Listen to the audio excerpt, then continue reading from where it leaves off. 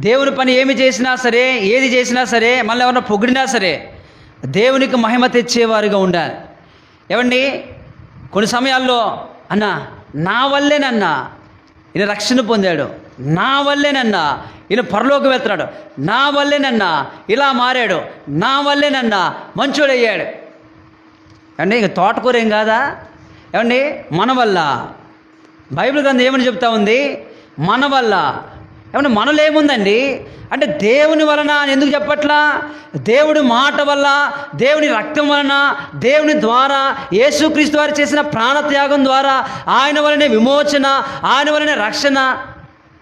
చాలామంది కొన్ని విషయాల్లో దొంగిలిస్తూ ఉన్నారు ఈ పదాన్ని. ఎవరు తెలుసా? ఏమండి, పెద్దలు కావచ్చు, ఏమండి దేవుని సేవకులు కావచ్చు, చాలామంది కూడా దొంగిలిచ్చేస్తూ ఉన్నారు. దేవుని ఘనత దేవునికే చెందాలి. ఆయన మహిమను ఎవరికి కూడా ఆయన ఏంటంట చెందనివ్వడు.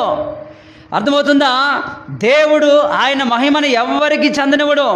ఎవరమైనా సరే నిమిత్తం, అంతే. మనము నిమిత్తం మాత్రమే. మనం ఎంతటి వాళ్ళమంటే అంతే.